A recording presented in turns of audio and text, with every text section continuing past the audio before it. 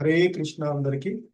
ఈరోజు ఆధ్యాత్మిక కార్యక్రమానికి విచ్చేసినటువంటి భక్తులందరికీ కూడా ఇస్కాన్ శ్రీ శ్రీ రాధా గోవింద ఆలయం తరఫున స్వాగతం, సుస్వాగతం.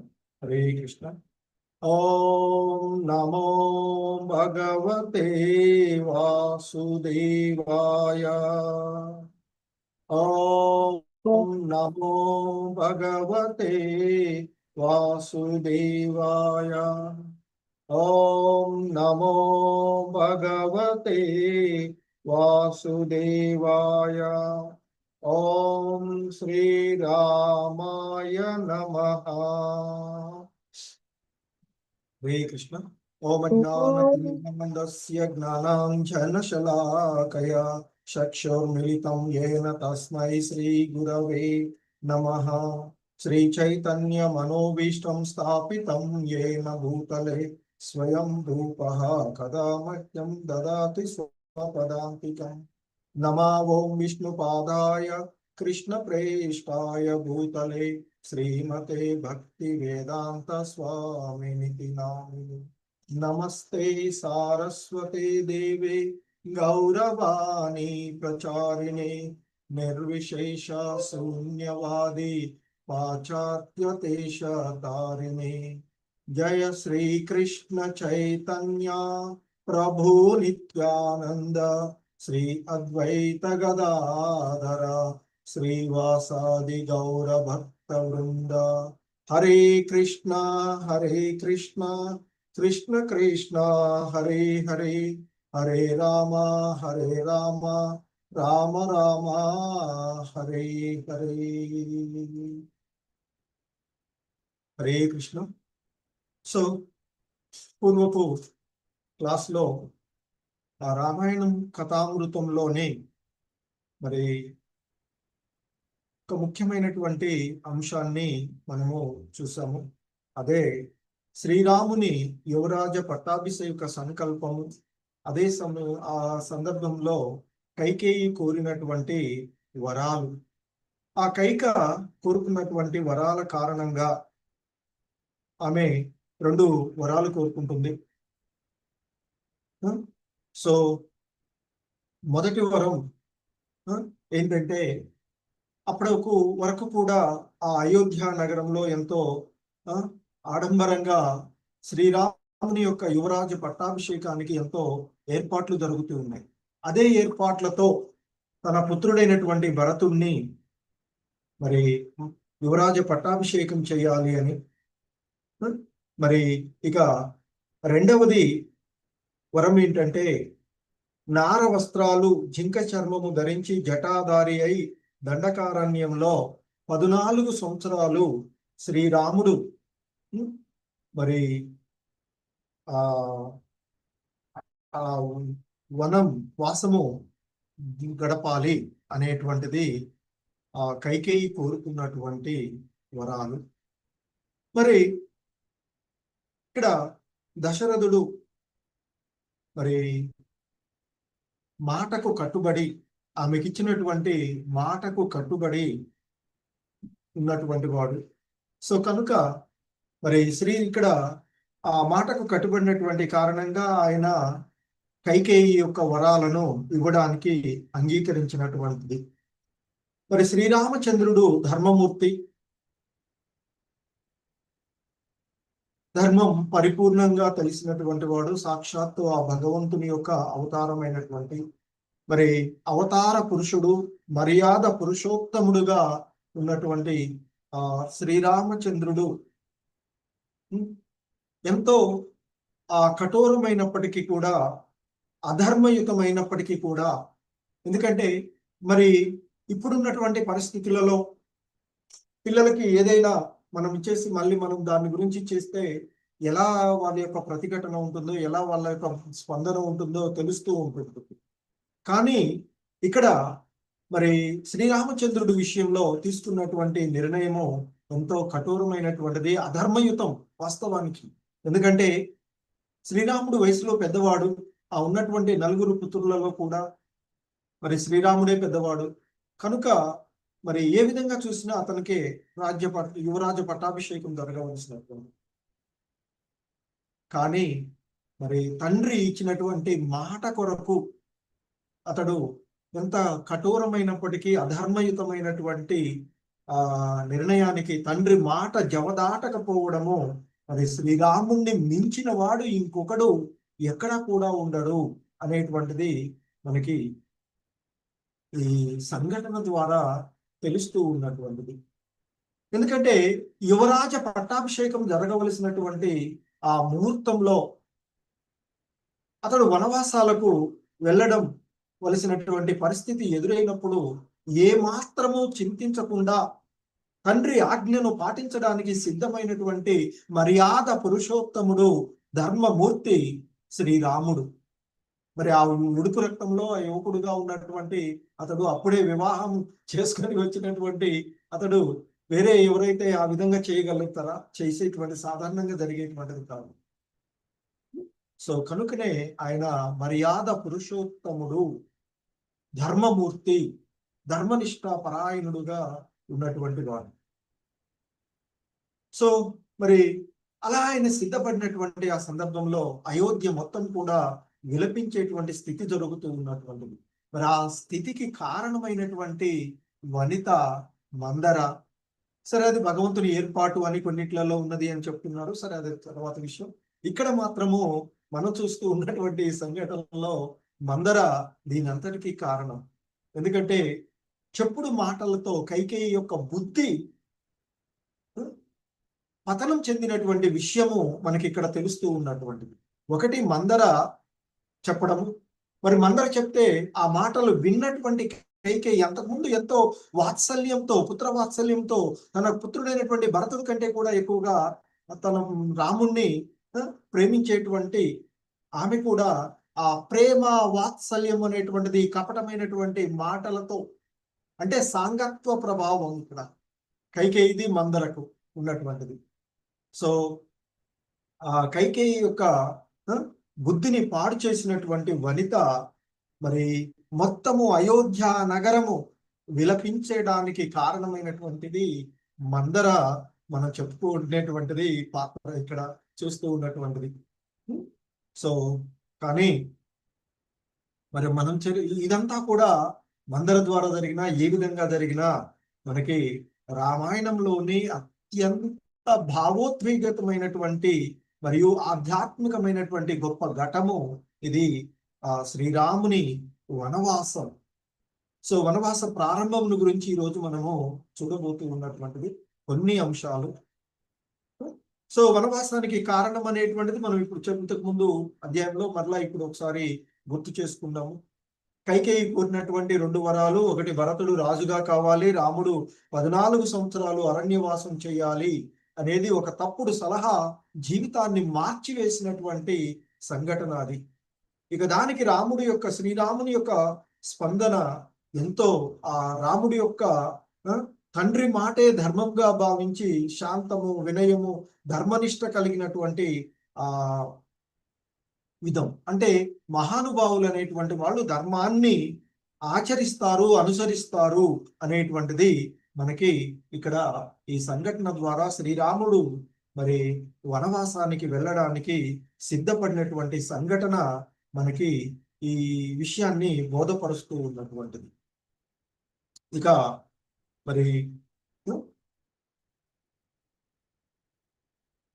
అయితే శ్రీరాముడు ఎప్పుడైతే వనవాసానికి వెళ్ళడానికి సన్నద్ధుడవుతాడో, మరి అర్ధాంగి కాబట్టి సీత మరి భర్త ఎక్కడ ఉంటే అక్కడే ఉండాలి కనుక ఆయన వెళ్ళడం, ఆమె ఆయనతో పాటు ప్రయాణం అవడంలో, అంటే సిద్ధం అవడంలో సహజంగానే అనిపిస్తూ ఉంటుంది.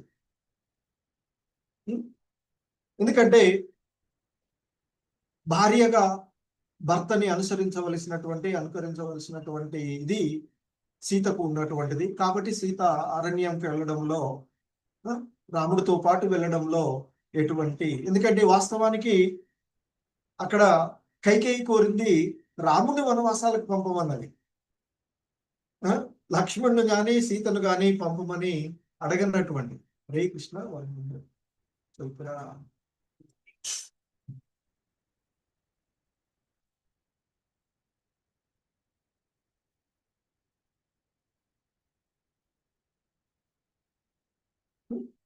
సో మరి కైకేయి కోరినటువంటి రెండవ వరంలో రాముడు మాత్రమే వనవాసానికి పన్నది తప్ప మరి సీతని గాని లక్ష్మణ్ని గాని అడగలేదు.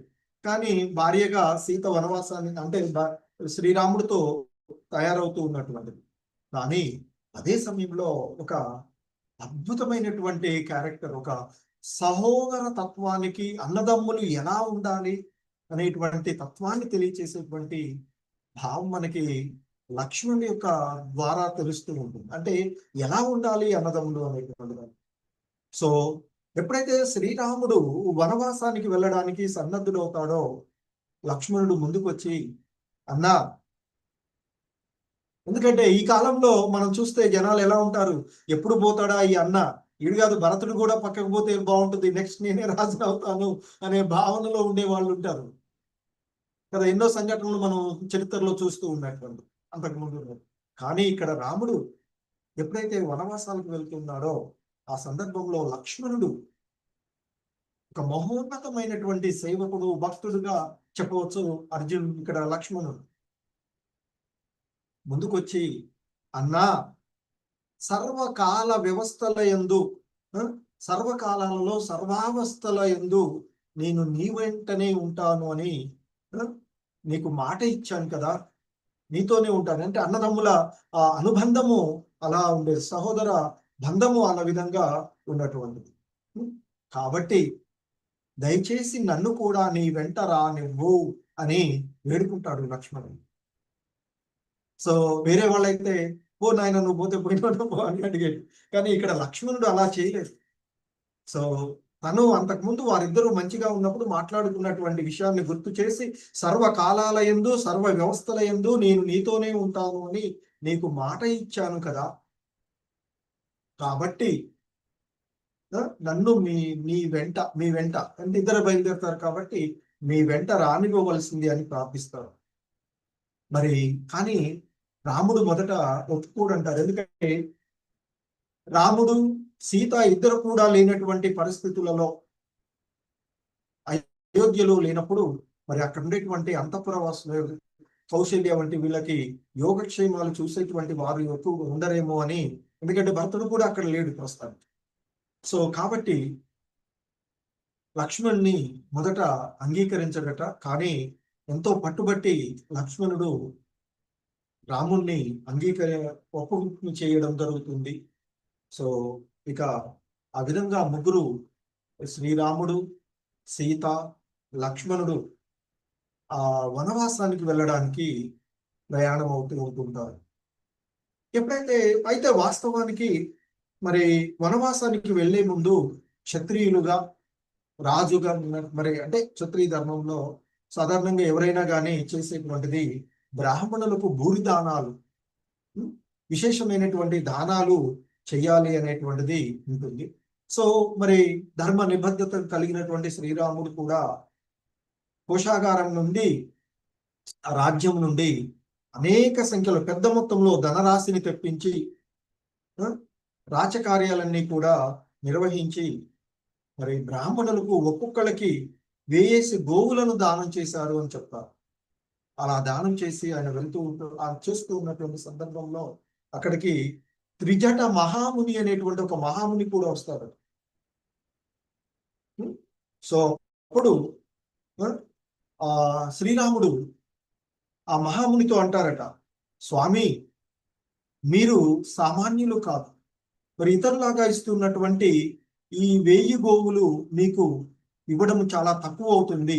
కాబట్టి మీరు మీ యొక్క చేతి కర్రను, అంటే సాధారణంగా మునులు వీళ్ళు కర్రలు పట్టుకొని ఇట్లా చేతి కర్రతో వస్తున్నారు, మీరు మీ చేతి కర్రను ఎంత దూరం విసరగలిగితే అంత విస్తరణంలో పట్టేటువంటి గోవులన్నింటినీ కూడా మీకు నేను సమర్పిస్తాను. సో అని చెప్తే అప్పుడు ఆ ముని ఆశ్చర్యంగా తన యొక్క కర్రని, మునులు కదా శక్తివంతులు, ఆ సరయూ నదిని దాటి ఆవలను పడే విధంగా తన యొక్క చేతి కర్రను విసిరితే ఆ ఇచ్చిన మాట ప్రకారంగా ఆయన గోదానాన్ని సమర్పించి అభివాదాలు చేసి ఇక బ్రాహ్మణులందరికీ కూడా భూరి దక్షిణలు ఇవ్వడం వల్ల వాళ్ళంతా ఎంతో సంతోషించి ఆయనను దీవిస్తే ఇక బయలుదేరుతూ ఉన్నటువంటి సందర్భంలో కైకేయి ఉన్నది ఏంటి, నార వస్త్రాలను ధరించి రామలక్ష్మణులు వనవాసానికి వెళ్ళేందుకు సిద్ధమయ్యారు. సో అదే సమయంలో సీత కూడా ఆ వల్కలను ధరించింది అని చెప్తుంది. వరణ ఆ ఆభరణాలన్నీ కూడా రాముడు లక్ష్మణుడు అన్ని వాళ్ళ యొక్క ఆభరణాలన్నీ తీసేసి ఆ నార వస్త్రాలు వల్కలు అంటే ఇక్కడ చెట్టు యొక్క బెరడుతో చేసినటువంటి ఆ వస్త్రాలని వల్కలు అని చెప్తారు. ఆ వల్క వస్త్రాలను సీత కూడా ధరించింది అని చెప్తారు. అయితే ఈ విధంగా ఆ ఆభరణాలన్నీ తీసేసి సీత కూడా ఆ విధంగా తయారవడాన్ని దశరథుడు భరించలేక కైకేయిని కోప్పడతాడు. నేను మాట ఇచ్చింది శ్రీరాముణ్ణి నారవస్త్రాలతో అరణ్యానికి పంపుతాను కానీ మిగిలిన వాళ్ళకు కాదు అని ఆయన చెప్పినటువంటి సంఘటన ఇక్కడ చూస్తారు. సో చెప్పి కోప్పడి మళ్ళీ ఆమెకి ఆ రాజ్యం నుంచి అనేకమైనటువంటి వస్త్రాలను ఇస్తే ఆమె అలంకరించుకుంది అనేటువంటి సంఘటన మనకి చెప్పబడుతూ ఉంటుంది. సో ఆ విధంగా వారు ఇక ఇక తర్వాత శ్రీరామచంద్రుడు తల్లులందరికీ కూడా ఆజ్ఞను కొని వాళ్ళందరికీ నమస్కారాలు చేసి ఆ ముగ్గురు రథసారథి, ఇక్కడ సుమంత్రుడు రథసారథిగా ఉంటారు. అంటే అరణ్యంలోకి తీసుకువెళ్ళడానికి ఆ రథాన్ని తయారు చేస్తాడు. ఆయన గుర్రాలను చక్కగా తోలుతూ ఉంటే ఆ రథం కదిలి అయోధ్య వాసులందరూ కూడా దుఃఖసాగరంలో మునిగిపోగా ఇక అందరూ అక్కడ ఉన్నటువంటి అయోధ్య వాసులందరూ కూడా దశరథుడిని అతని యొక్క రాణులని నిందిస్తూ ఉన్నారు. సో అంత అమాయకుడైనటువంటి శ్రీరామచంద్రుడిని ఎంతో ఆప్యాయతగా మనతో అందరితో కలిసి ఉన్నటువంటి రాముడిని ఇలా వీళ్ళు చేశారే అనేటువంటిది వాళ్ళంతా నిందిస్తూ వింటూ ఉంటే ఆ సందర్భంలో వారు శ్రీరాముడు లక్ష్మణుడు సీత ఆ రథాన్ని ఎక్కి ఆ రథంలో బయలుదేరి శ్రీరాముడు సీత సమేతంగా లక్ష్మణ సమేతంగా తమసా నది తీరానికి చేరుకున్నారు అని చెప్తారు ఇక్కడ. సో ఆ వచ్చేటప్పుడు వారికి దారిలో కావడానికి ఎన్నో ఆహార పదార్థాలు, ఎందుకంటే మిగతా వాళ్ళు కూడా అయోధ్య నుంచి కొంతమంది వాసులు కూడా బయలుదేరిన సుమంత్రులు వీళ్ళంతా కూడా ఉన్నారు కాబట్టి ఎన్నో ఆహార పదార్థాలు తీసుకొని వచ్చారు. అవన్నీ ఉన్నప్పటికీ కూడా మరి శ్రీరామచంద్రుడు తన తండ్రి ఇచ్చినటువంటి మాట ప్రకారంగా 14 ఏళ్ళు వనవాస దీక్షలో మొదటి రాత్రి ప్రారంభమవుతుంది కనుక ఈ రోజే ప్రారంభమైనది కనుక ఆయన ఆ రోజు నీటితోనే ఉపవాస దీక్ష చేయడానికి నిశ్చయించుకున్నాడు అని చెప్తారు. సో ఇక ఆ సందర్భంలో లక్ష్మణుడు ఎప్పుడు కూడా ఆయనకి రాముడికి సేవలు చేయడానికి సన్నద్ధుడిగా ఉండేటువంటి లక్ష్మణుడు అక్కడ ఆకులతో ఒక శయ్యను ఏర్పాటు చేయడము, ఆ రాత్రి అక్కడే వాళ్ళంతా కూడా నిద్రించారు ఆ తమసా నది తీరంలో అని చెప్తుంటారు. ఇక ఎందుకంటే అప్పటిదాకా నడిచి వచ్చినటువంటి కారణంగా అందరూ కూడా శ్రీరాముడితో పాటుగా వచ్చినటువంటి అయోధ్య వాసులందరూ కూడా అలసిపోయినటువంటి కారణంగా అందరూ గాఢ నిద్రలో ఉంటారు, మంచిగా నిద్రపోతూ ఉన్నారు అని చెప్తుంటారు. ఇక తెల్లవారుజామున శ్రీరాముడు మొదట నిద్ర లేచి ప్రయాణానికి సిద్ధం పడ్డాడు అని చెప్పి, అంటే మళ్ళీ ఎందుకంటే ఇక వనవాసం లోపలికి వెళ్ళాలి కాబట్టి వాళ్ళు ఆ విధంగా సిద్ధపడి ఈ పౌరులందరూ కూడా వారితో పాటు వద్దన్నా కూడా వారిస్తూ ఉన్న వచ్చినటువంటి పౌరులందరూ కూడా నిద్ర లేకముందే ఆ ప్రదేశాన్ని ఇక్కడ నుంచి వెళ్ళిపోవాలి అని చెప్పేసి లక్ష్మణుడితో తెలియజేయగా మరి రథసారథి సుమంత్రుడు రాముడి యొక్క ఆజ్ఞ పాటించి పౌరులందరూ కూడా నిద్రపోతూ ఉన్నటువంటి సమయంలోనే ఆ రథాన్ని అక్కడి నుంచి నడిపించి సో అయితే వాళ్ళంతా కూడా తర్వాత మేల్కొని చూడగానే సీత రామ లక్ష్మణుడు అక్కడ రథం కానీ కనిపించకపోతే వారెంతో చింతించి తిరిగి శ్రీరామ సహితంగా రహితంగా మేము ఎలా ఉండాలి అనుకుంటూ విలపిస్తూ తిరిగి వాళ్ళు వాళ్ళ ప్రాంతాలకు వెళ్ళారని చెప్తూ సో ఇక అలా బయలుదేరుతూ వెళుతూ ఉన్నటువంటి సందర్భంలో సీతారాములు లక్ష్మణ సమేతంగా ఆ కోసల దేశ పరిమరలను దాటి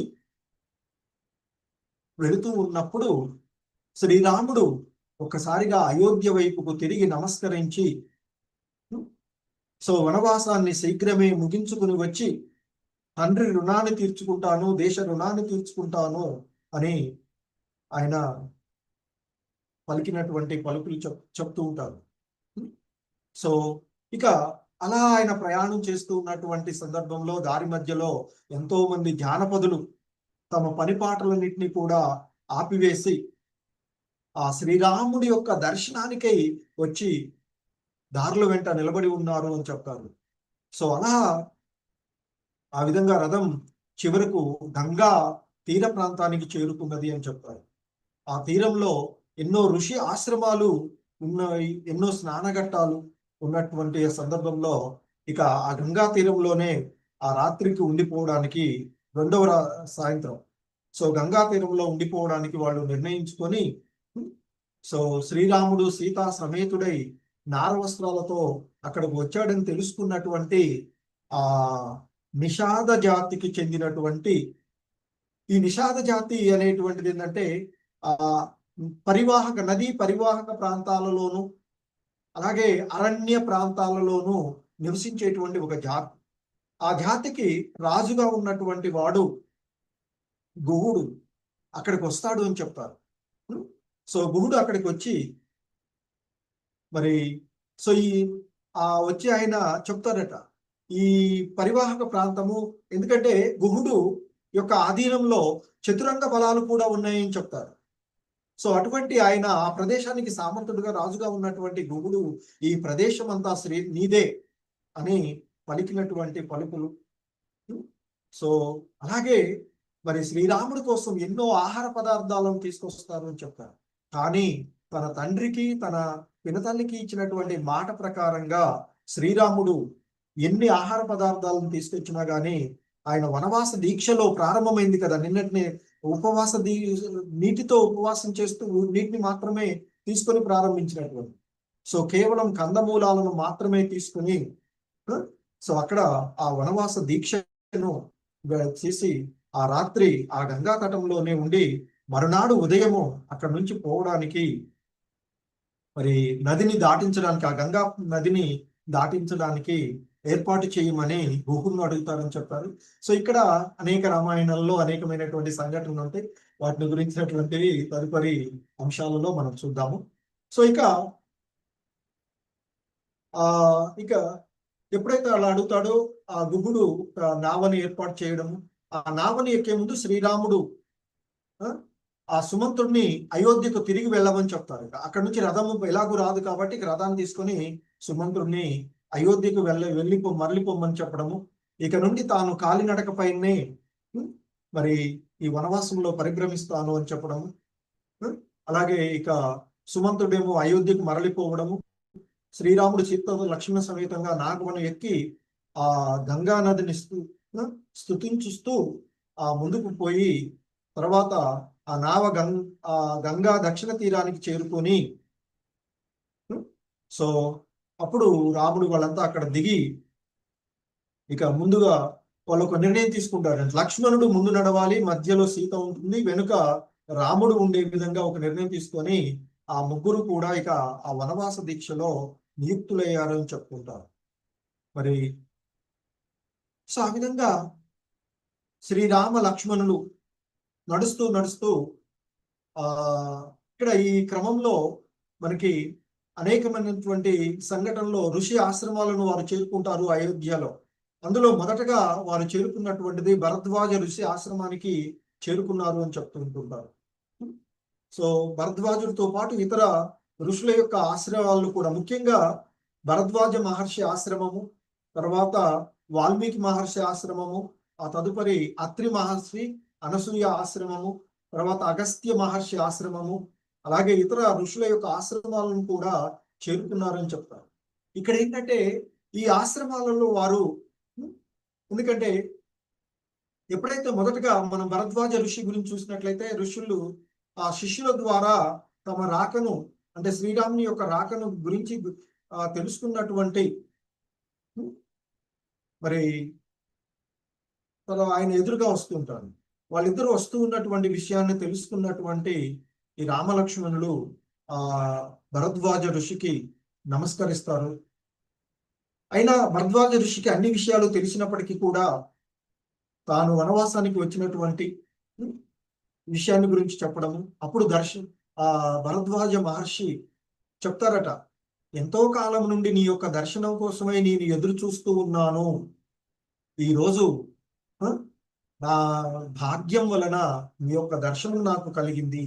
ఎందుకంటే ఎంతో కాలం నుండి నేను మీ దర్శన భాగ్యంకై ఎదురు చూస్తూ ఉన్నాను. ఈ నాటికి నా అదృష్టం కొలది మీ యొక్క దర్శన భాగ్యము నాకు దివ్య వరంలాగా ప్రాప్తించింది అని అంటారట భరద్వాజ మహర్షి. సో అని చెప్తారట.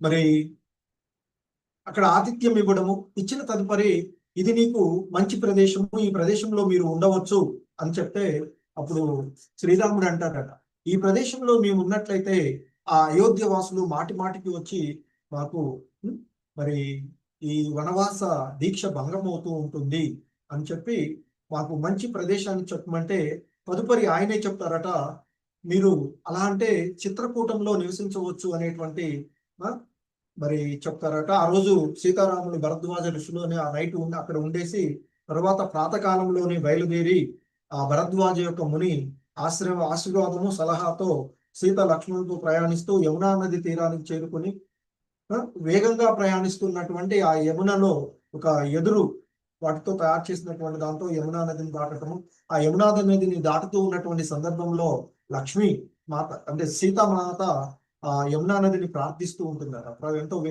సో ఈరోజు నేను మిమ్మల్ని దాటుతూ ఉన్నాము, మళ్ళీ వనవాసం పూర్తి చేసుకుని వచ్చిన తర్వాత నీకు ఎన్నో ఆహుతులు ఇవి అంటే నైవేద్యాలను సమర్పిస్తాము అని చెప్పి అలా వేడుకుంటూ అవతల ఒడ్డుకు చేరుకుంటారు. అవతల ఒడ్డుకు చేరుకొని ఆ నదీ తీరంలో ఒక మర్రి చెట్టు నీడలో ఉండి ఆ చెట్టుకు కూడా సీత తర్వాత వీళ్ళంతా ప్రదక్షిణ చేయడము. సో ఆ విధంగా వారు మరి అక్కడ అంటే మరిచి అక్కడ ఉన్న తర్వాత పొద్దునే నిద్ర లేచి ఆ నైట్ అయిపోయిన తర్వాత మరినాడు ఉదయం లేచి వాళ్ళు అలా ప్రయాణిస్తూ ఉంటే ఆ సందర్భంలో వనంలో ఉండేటువంటి ప్రకృతి సౌందర్యాలను సీతామాత ఎంతో ఆనందించింది అని చెప్తూ ఉంటారు. కారణం ఏంటంటే ఈ కాలమే కదా వసంత ఋతువు కావడంతో ఆ వనమంతా కూడా ఎంతో శోభాయమానంగా రమణీయంగా ఉన్నది అని చెప్తూ ఉంటారు. సో అలా ప్రయాణిస్తూ ఉంటే వారు చివరికి ఆ చిత్రకూట పర్వతం వారికి కనిపించింది అని చెప్తారు. చిత్రకూట పర్వతాన్ని చేరుకున్న తర్వాత వారు వాల్మీకి ఆశ్రమానికి వచ్చి అక్కడ వారు ఆ వాల్మీకి మునీశ్వరుడికి నమస్కరించి సో నమస్కరిస్తారు. అయితే ఈ సీతారాములు లక్ష్మణుల యొక్క రాకను తెలుసుకున్నటువంటి వాల్మీకి ఎంతో సంతోషించి వారిని మనసారా ఆహ్వానపరిచారు అని చెప్తారు. సో యథావిధిగా ఆయన తన యొక్క పరిచయాన్ని చేసుకోవడము. సో ఆ విధంగా వారి యొక్క పరిచయం పూర్తయిన తర్వాత శ్రీరాముడు లక్ష్మణుడికి ఒక ఆదేశం చేస్తాడట, ఇక్కడ ఒక పర్ణశాలను నిర్ణయించడం చెప్పడము. సో ఆ లక్ష్మణుడు పర్ణశాలను నిర్ణయించడము అంటే నిర్మించడము తర్వాత మరి దాంట్లో ఆయురారోగ్యాలతో జీవించడానికి సాధారణంగా మనం ఏదైనా ఒక గృహాన్ని చేస్తే మనం ఏం చేస్తాం, వాస్తు పూజలు చేస్తాం. సో వాస్తు పూజలు అవన్నీ చేసుకొని ఇక చేయడము. ఈ సమయంలో అదే సందర్భంలో సుమంత్రుడు అయోధ్యకు ఒంటరిగా రావడాన్ని చూసినటువంటి అయోధ్య పురవాసులంతా కూడా ఎంతో బాధతో ఉంటారని చెప్తారు. సో ఆ విధంగా ఇక వనవాసము ప్రారంభమైనటువంటిది. ఇదే సందర్భంలో బాధపడుతూ ఆ విధంగా ఉన్నటువంటి సుమంత్రుడు అయోధ్యకు రాగానే బాధపడుతున్నటువంటి ఆ జనాలు ఇవంతా చూస్తూ ఇక దశరథుడు ఈ సంఘటనలన్నిటికీ కూడా తన బాల్యంలో జరిగినటువంటి సంఘటనని వాళ్ళందరితో చెప్తూ ఆ శ్రీరాముడు వియోగము అందరికీ కూడా తీవ్రమైనటువంటిది అయినటువంటి సో మరి ఆ సందర్భంలో దశరథుడు తనకు పూర్వం జరిగినటువంటి ఒక సంఘటనను గుర్తు చేసుకుని అందరికీ చెప్పి మరి ప్రస్తుత ఈ పరిస్థితికి నా యొక్క పూర్వ నేను చేసినటువంటి కర్మనే కారణము అంటూ ఆ దశరథుడు తనను నిందించుకుంటూ, ఎందుకంటే ఆ జనాలంతా కూడా చేస్తూ ఉన్నాడు. ఆయన చెప్తాడట వాళ్ళందరికీ కూడా, పూర్వము నాకు వివాహం జరగక ముందు యువరాజుగా ఉన్నప్పుడు నేను అరణ్యానికి వేటకు వెళ్ళాను. పొదలమాటు నుండి బాణాన్ని ఎక్కుపెట్టి క్రూర మృగాలను వేటాడుతూ ఉన్నటువంటి ప్రయత్నంలో సంధ్యా సమయంలో ఆ సూర్యాస్తమయం జరుగుతూ ఉన్నటువంటి సమయంలో చూపు స్పష్టంగా లేనటువంటి సందర్భంలో ఆ దగ్గరలో నది నుండి ఒక శబ్దం వస్తే అది ఆ ఏనుగు అంటే కుండను నీటిలో దింపుతుంటే ఏనుగు తొండాన్ని నీటిలో ఉంచినప్పుడు బుడబుడ అనే శబ్దం వస్తుంది. అది ఏనుగు అనుకుని ఆ నేను ఆ నీళ్లు తాగుతున్నటువంటి ఏనుగు నీళ్లు తాగుతున్నటువంటి శబ్దాన్ని బట్టి యువరాజుగా ఉన్నటువంటి నేను బాణాన్ని వదిలాను. అది వదిలిన మరుక్షణమే మహాకారాలు వినవచ్చాయి. అయితే అది జంతు శబ్దం కాదు, ఒక వనవాసి చేసినటువంటి శబ్దము. అయితే నేను అక్కడికి వెళ్ళి చూడగా బాణహతుడైనటువంటి దుఃఖిస్తూ ఉన్నటువంటి ఒక ముని కుమారుని చూశాను. ఆ ముని కుమారుడే శ్రవణ కుమారుడు అని చెప్తారు. ఆ శ్రవణ కుమారుడు తల్లిదండ్రులకు సేవ చేయడంలో ఎంతో, మనం ఎవరైనా ఎగ్జాంపుల్ చెప్తే తల్లిదండ్రులు శ్రవణ కుమారుడు లాగా చేయాలి శ్రవణ అని చెప్పుకుంటారు. సో శ్రవణ కుమారుడు తల్లిదండ్రులను ఎంతో భక్తి శ్రద్ధలతో సేవిస్తూ ఉండేటువంటి వారని చెప్పు. వాళ్ళకి నీళ్లు తీసుకురావడానికి ఆ నది దగ్గరకు వచ్చినటువంటి సందర్భంలో ఈ సంఘటన జరిగింది. సో అది తెలుసుకున్నటువంటి దశరథుడు తర్వాత ఆ మునికుమారుడు తల్లిదండ్రుల దగ్గరికి వెళ్ళి తాను చేసినటువంటి తప్పిదాన్ని ఆయనకి చెప్తారు. చెప్పినటువంటి అప్పుడు మరి ఆ ముని శ్రవణ కుమారుడి యొక్క తండ్రి మహాశక్తిశాలి అయినటువంటి ముని తన పుత్రుణ్ణి తన తపోబలాన్ని ఉపయోగించి స్వర్గానికి పంపించేసి ఆ పుత్ర వియోగ కారణంగా దుఃఖాన్ని ఆపుకోలేక దశరథుని శపిస్తాడట. నన్ను అంతులేని దుఃఖ పుత్రశోకానికి గురి చేశావు, నీవు కూడా తదుపరి ఆ పుత్రశోకానికి గురై మరణిస్తావుగాక అని శపించాడు. ఆ శాపమే నాకు ఈరోజు జరిగింది అని చెప్పి వాళ్ళందరితో చెప్తూ ఆ యవ్వనంలో జరిగినటువంటి సంఘటన గుర్తు చేసుకుంటూ ఆ శ్రీరాముని యొక్క వియోగానికి బాధపడుతూ దశరథుడు ఆ రోజు రాత్రి అంటే దేహాన్ని మరణించాడు అనేది మనకి చెప్పబడుతుంది. సో ఇది ఈరోజు అంటే వనవాస ప్రారంభంలో శ్రీరామచంద్రుడి యొక్క వనవాస కార్యక్రమాన్ని మనము వాల్మీకి రామాయణం నుండి ఇది మనం చెప్పుకుంటున్నాం. సో సంఘటనలు వేరువేరుగా కొన్ని ఉన్నాయి, వాటన్నిటిని కొన్ని వేరు వాటి ఇక్కడ మనం బేసిక్ గా వాల్మీకి రామాయణము అది ఇస్కాన్ వాళ్ళు అనువదించినటువంటి దాన్ని నేను ఇక్కడ మీకు కొన్ని అంశాలను రామాయణాన్ని చెప్తూ ఉన్నాను. హరే కృష్ణ.